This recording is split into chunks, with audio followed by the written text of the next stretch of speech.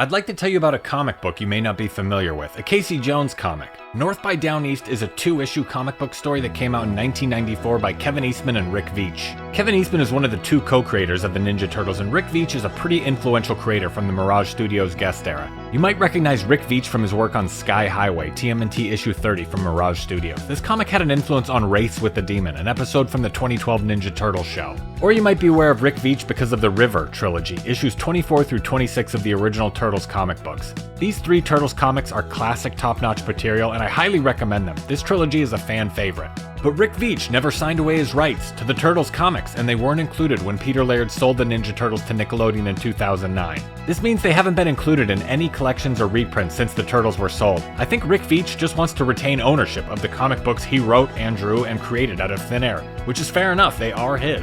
I think I've heard he's willing to license his work out for specific printings, but Nickelodeon is only looking to purchase his comic books outright to avoid dealing with royalties.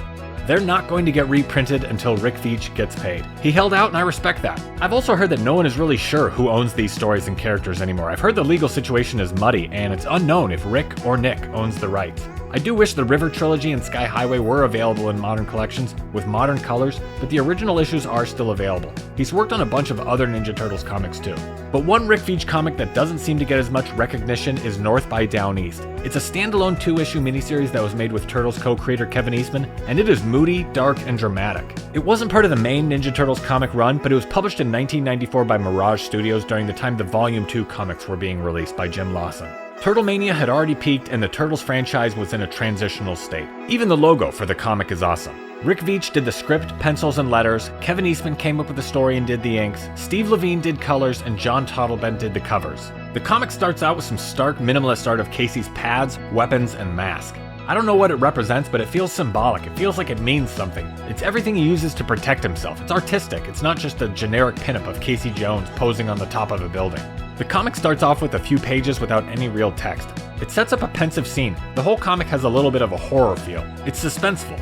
By the time the title page shows up, it feels epic. Casey Jones is brooding and tells the Ninja Turtles a story by matchlight after the power gets knocked out.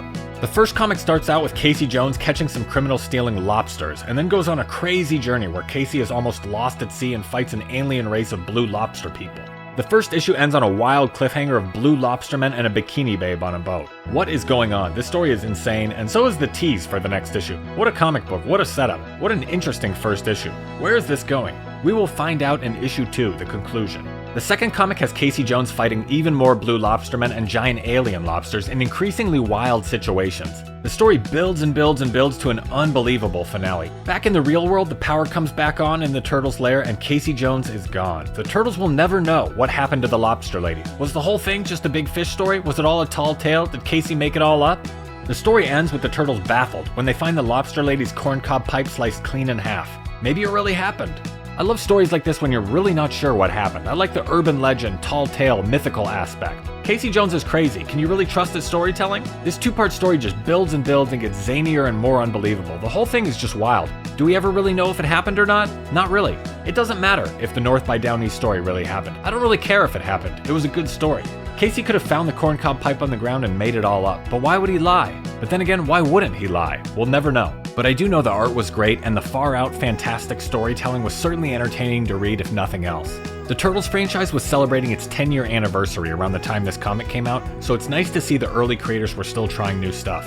They were still daring, adventurous storytellers and artists. They were willing to take big risks with the work they put out. The Mirage Studios guys were truly independent.